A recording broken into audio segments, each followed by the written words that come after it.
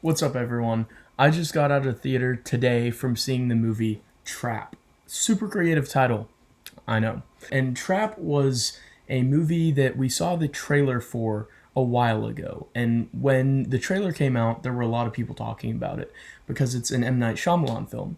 And M. Night Shyamalan movies are known for their twists, turns, misdirection, intrigue, and thrill.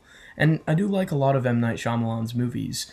My favorite M. Night Shyamalan movie is probably The Village. I just really enjoy it. I thought the actors did a fantastic job, really nailed the period piece kind of vibe to it, which I thought was really, really well done overall.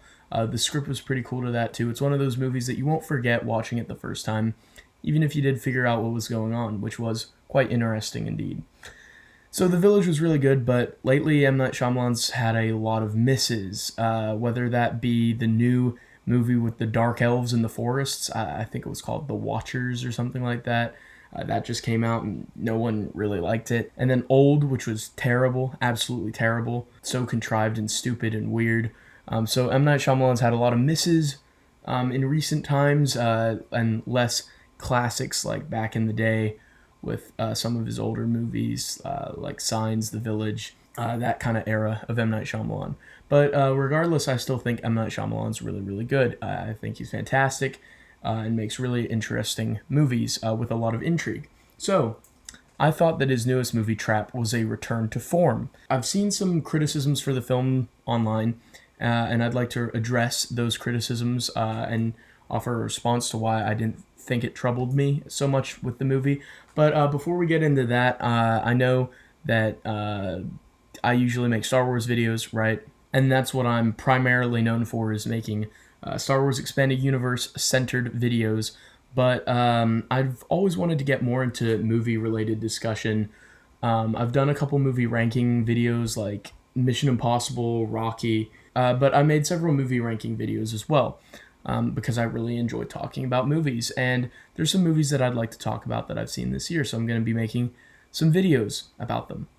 One of them being A Quiet Place that I plan on talking about a little bit as well sometime soon. We'll see if that happens or not. But I really wanted to talk about Trap because I thought Trap was really, really cool. The trailer showed us this premise, the premise being that there is a dad who is taking his daughter to essentially a Taylor Swift concert. It's the idea of there's this huge mega pop star, and he's taking his daughter to go see the mega pop star, right? A lot of daughters would love to go see their singer, artist heroes, and this is just a lovely old dad going there. But when he gets there, he sees a lot of police cars, a lot of SWAT teams. He's like, something's up, something's going on, right? So he's curious, what is going on? What is happening?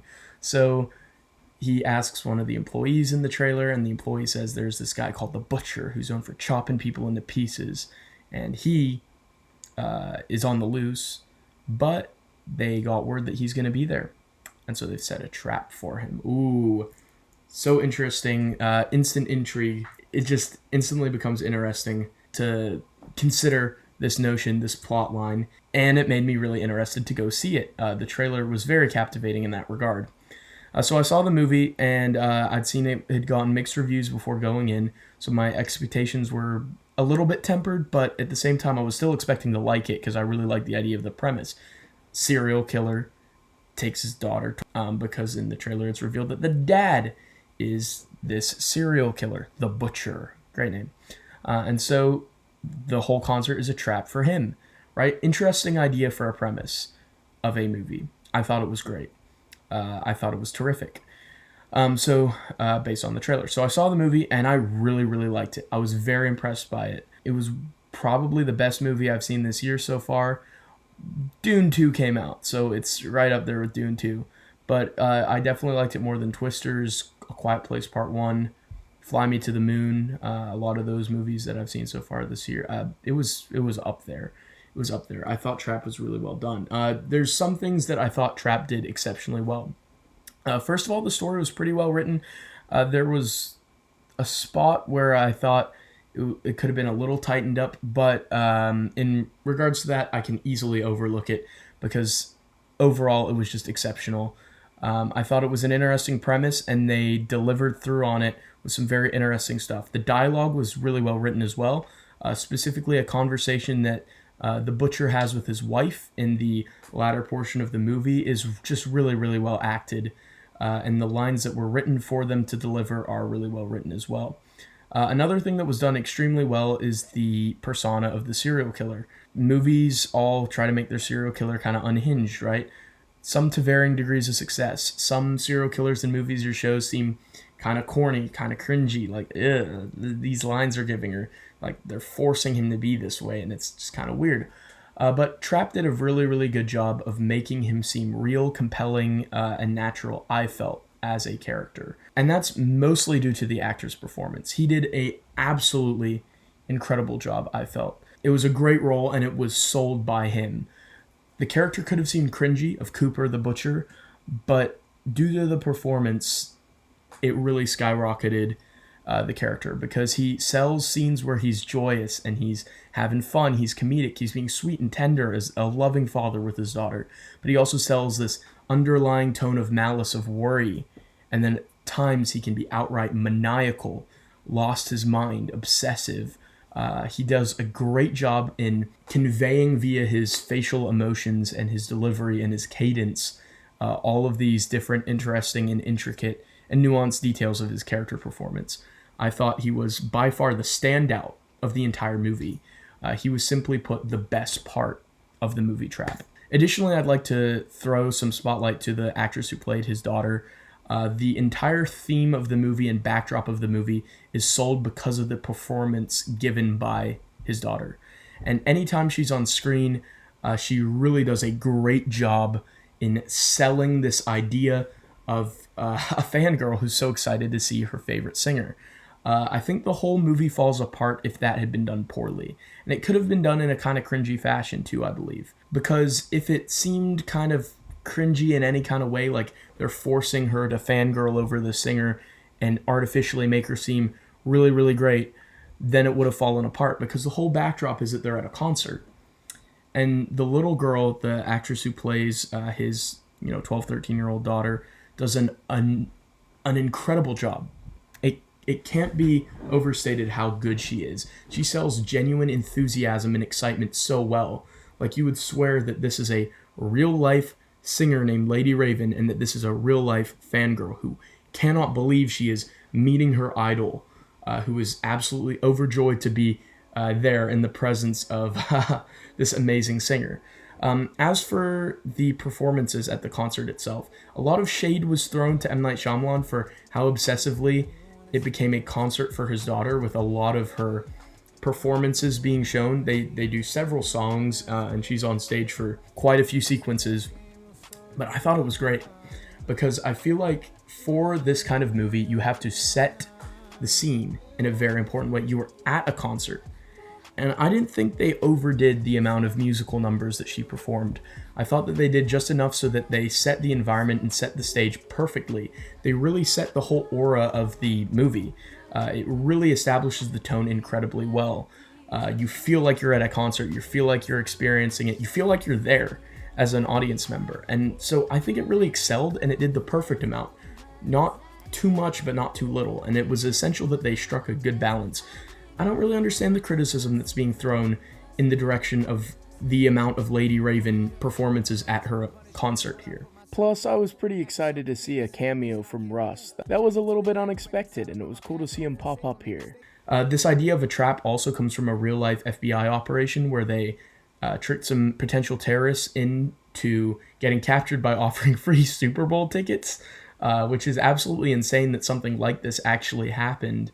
That's a really, really cool detail that I learned from Wikipedia. So the idea of using a concert or event to trap someone who's wanted by authorities is not too far-fetched either. It's actually kind of a cool background for a movie like this.